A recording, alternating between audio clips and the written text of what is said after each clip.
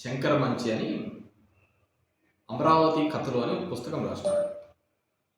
ఒక అమరావతిని బేస్ చేసుకొని ఆ చుట్టుపక్కల ప్రజల జీవన శైలి దాని గురించి ఒక 100 కథలు గురించి ఒకటి అమరావతి కథలు అని. అంటే ఏముండదు మీకు కొన్ని చోట్ల త్రివిక్రమ శ్రీనివాసరావు కూడా చెప్పింటాడు. త్రివిక్రమ శ్రీనివాస్ కూడా ఒక రైతు పొద్దున్నే లేస్తాడు, అమరావతి గుడికి పోతాడు, పూజ చేస్తాడు, వస్తాడు, అందరితో కలిసి మాట్లాడతాడు, మళ్ళీ ఫోన్ చేస్తాడు, రాత్రి స్నేహితులతో కలుస్తాడు, పోయి పనుకుంటాడు. అంతే అమరావతి కథ. ఇలా కూడా సాధ్యమైన ఆనందంగా ఉండడము అని ఒక 101 స్టోరీస్ ఉన్నాయి డిఫరెంట్గా. ఇది నేను ప్రైమ్గా చెప్తాను. అలా అమరావతి కథలని సత్యం శంకర మంచి గారు రాసిన మంచి పుస్తకం. అంతకు మించిన పుస్తకం ఈరోజు చంద్రబాబు నాయుడు గారు రాస్తున్నారు. దానికి పవన్ కళ్యాణ్ కూటమి సంతకాలు చేస్తున్నారు అమరావతి కథలో. ఇక్కడ కూడా అంతే. పొద్దున్న లేచిన నుంచి చంద్రబాబు నాయుడు గారు చెప్తూ ఉంటారు, అమరావతిని అంత చేస్తాము ఇంత చేస్తాము అంటారు. అక్కడ ఇచ్చిన భూములు ఇచ్చిన రైతులు పొద్దున్నే లేచి సిఆర్డీ ఆఫీస్కి పోతూ ఉంటారు.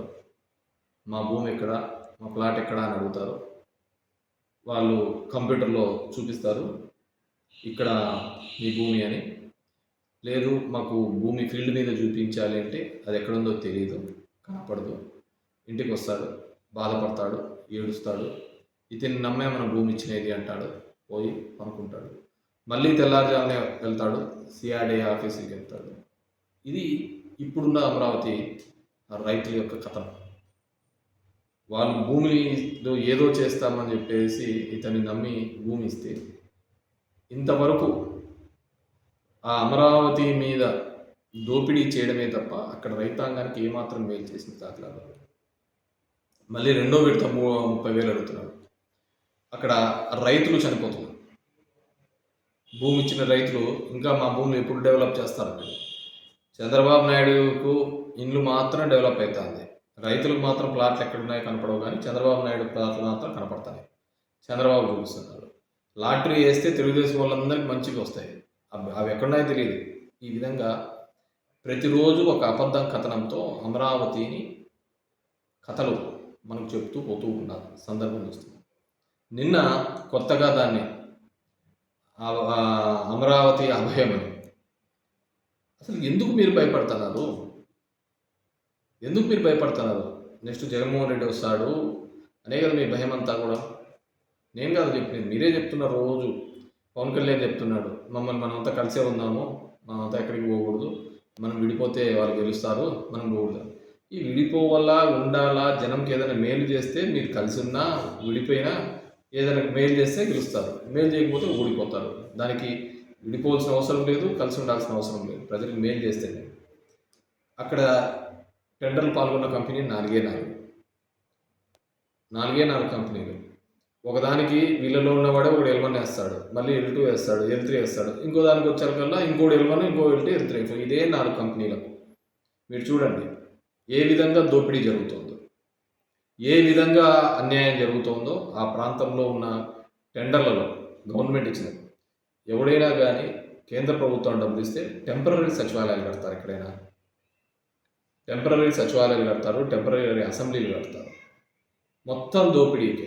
ఎంత ఎస్ఎఫ్టీ బయట మార్కెట్లో కూడా, హైదరాబాద్ లాంటి నగరాల్లో కూడా భూమితో పాటు, భూమి ఎకరా 100 crores కొన్న భూమిలో కూడా అన్ని ఫెసిలిటీస్తో ఎస్ఎఫ్టీ 10,000, 11,000 ఉంటే భూమి ప్రభుత్వాన్ని ఇక్కడ 14,000 రూపాయలు ఎస్ఎఫ్టీ పెట్టినారు. అదే ప్రాంతంలో రింగ్ రోడ్డు పోతూ ఉంటే కిలోమీటర్కి 22 కోట్లు, 25 కోట్లతో ఉంటే వీళ్ళు 175 కోట్ల రూపాయలతో కిలోమీటర్కి రోడ్డు వేస్తారు.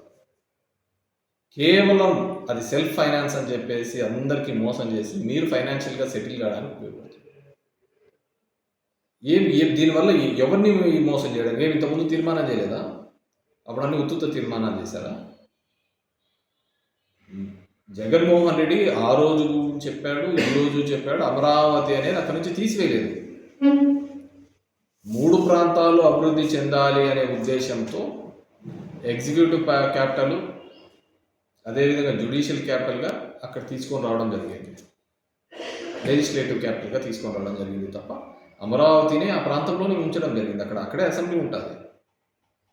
ఈరోజు కేవలం మీరు రియల్ ఎస్టేట్ కోసం మీరు మీతో పాటు సింగపూర్ నుంచి తీసుకొని వచ్చాను అని చెప్పేసి ఈశ్వర్ అని చెప్పి ఎక్కడున్నాడు ఈశ్వరను? జైల్లో ఉన్నాడు. మీరు ఇష్టానుసారం చేసుకుంటా, మీరు ప్రజాధనం అంతా లూటీ చేసుకుంటా, కేవలం ఆంధ్రప్రదేశ్ అందరి మీద కూడా మీరు ఈ అప్పుల్ని పెట్టే సందర్భం చూస్తుంది. నిన్న అచ్చెన్నాయుడు గారు చూస్తే కాల్చిపడేలా అని ఈ అసెంబ్లీలో మీరు మాట్లాడాల్సిన మాటనా ఏదనే నీకు అంతగా ఉందండి. మా సత్యకుమార్ చూస్తుంటే నల్లమల ఎండిపోతుందంట. నల్లమల మీరు చేసిన దానికి దేశమే కాలిపోతుంది.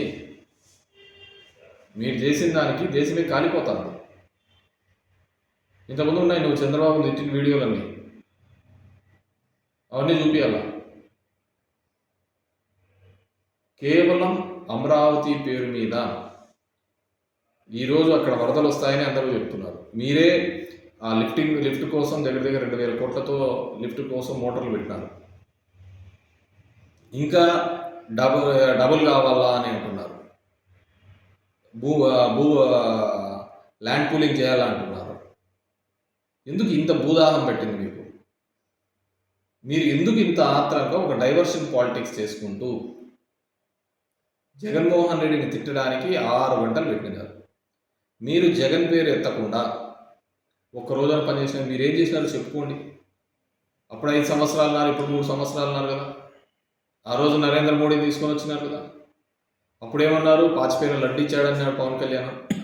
ఇదే పవన్ కళ్యాణ్ గారే కదా కర్నూలు నాకు రాజధాని అన్నాడు, వైజాగ్ ఎందుకు ఉండకూడదు రాజధాని అన్నాడు, అమరావతి ఒక గేటెడ్ కమ్యూనిటీ అని చెప్పినాడు.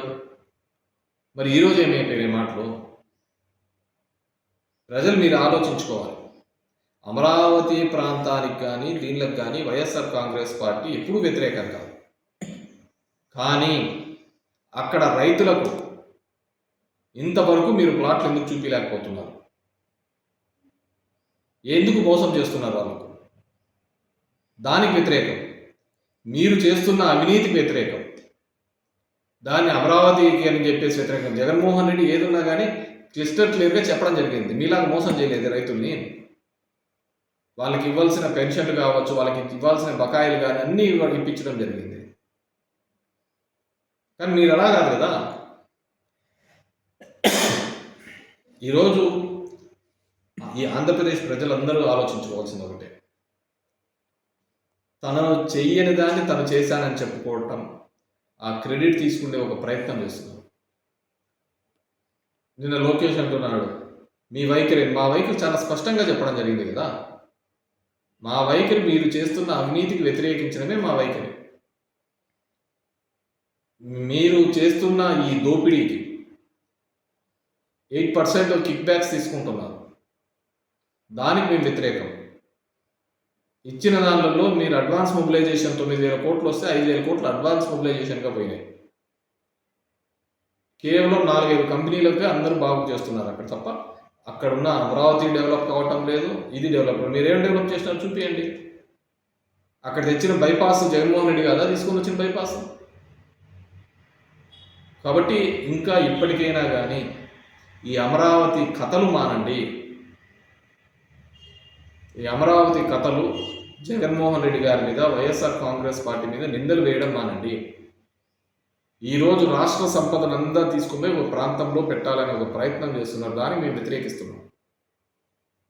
మా ప్రాంతంలో అభివృద్ధి చెందాలని మేము కోరుతున్నాం. ఇప్పటికీ మా ప్రాంతంలో రాయలసీమ కావచ్చు, ఉత్తరాంధ్ర కావచ్చు, కోస్తాంధ్ర కావచ్చు, అక్కడ జరుగుతున్నటువంటి అన్యాయానికి మేము ఖచ్చితంగా మీరు చేస్తున్న అన్యాయాన్ని మేము వ్యతిరేకిస్తున్నాం. ఈ రాష్ట్రానికి ఏదైనా మంచి జరిగింది అంటే అది వైఎస్ జగన్మోహన్ రెడ్డి గారు, అదేవిధంగా వైఎస్ రాజశేఖర రెడ్డి గారు అప్పుడే జరిగింది తప్ప వేరేది ఎప్పుడు జరగలేదు. చెప్తా అంటాడు సైబరాబాద్ నేనే కట్టినానంట, పవన్ కళ్యాణ్ ఆ కొండలంతా తిరిగినాడంట.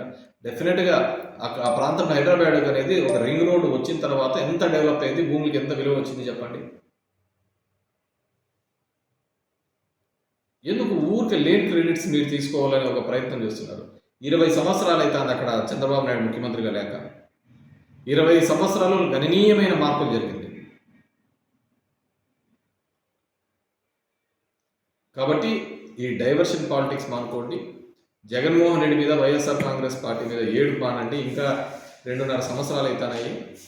మీరేమైనా చేసింటే దాంట్లో చెప్పుకోవాల్సిందిగా కోరుతున్నాను.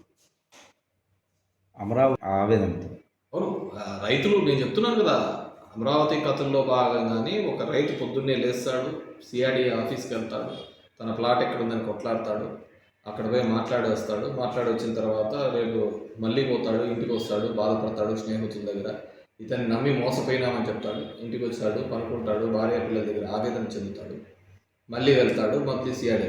ఒక్క చిన్న విషయం అండి, తనదంటూ ఒక భూమి, తన 1000 ఎకరాల భూమి ఇచ్చిన రైతు తన భూమి ఎక్కడుందో తెలియదు. ఇప్పుడు అక్కడ ఇంట్లో వాళ్ళకు చదువుకోవాలన్నా, ఇళ్ళలో వాళ్ళకు పెళ్ళిళ్ళు చేయాలన్నా ఎక్కడి నుంచి డబ్బులు పుడతాయి చెప్పండి? భూమి ఎక్కడుందో చూపించలేకపోతుంది. నువ్వు భూమి ఎక్కడుందో నువ్వు చూపించలేకపోతుంది. పంట పండిద్దామా అంటే పంట పండించడానికి వీలు లేకుండా చేసినారు. ఇంకెలా బతుకుతాడు రైతు అనేవాడు? వాళ్ళ చేతికి ఏ విధంగా వస్తాయి? నువ్వు ఇచ్చిన పెన్షన్లతో బతికేస్తాడా? ఏదో అభివృద్ధి చేస్తామని అనుకున్నారు, కానీ ఇలా దోపిడీ చేస్తామని అనుకోలేదు కదా. ఇళ్ళలో పెళ్ళిళ్ళు కావాలంటే భూమి ఏదో నమ్ముకొని ఏదో ఒకటి చేద్దాము అనుకుంటా అంటే భూమి ఎక్కడుందో వాళ్ళకి తెలియదు పాపం. వ్యవసాయం చేద్దామంటే ఆ భూమి కనపడదు. అంతకంటే ఆవేదన కానీ ఘోరంగా ఏమైనా ఉంటుంది. డబ్బులు అది మామూలుగా 15,000 కోట్లు 20,000 కోట్లు ఏదో ఒకటి ల్యాండ్ అక్విజిషన్ చేసింటే కదా కూడా ఇంత నష్టం జరిగేది కాదు కదా. వాళ్ళకి చేతులకు డబ్బులు వచ్చేది కదా. ఈ పాటికి 12 ఏళ్ళు 15 ఏళ్ళగా ఇప్పటికే మామూలుగానే అప్రిషియేట్ అయ్యేది కదా వాళ్ళు అనుకున్న రేట్ల ప్రకారము.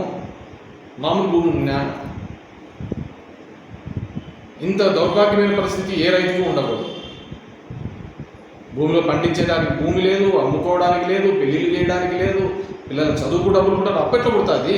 లేకుంటే ఒక యాక్టివిటీ ఉండాలి కదా, ఎకనామికల్ యాక్టివిటీ ఉండాలి కదా.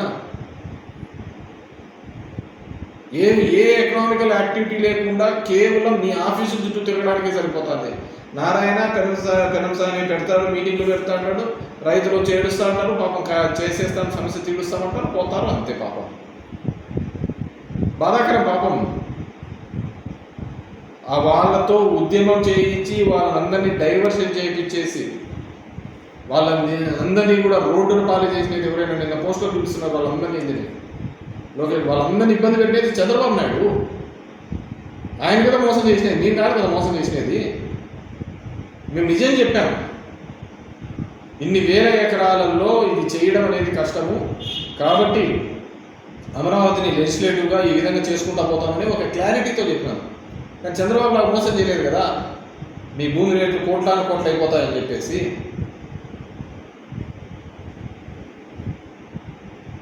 So pity and so sad.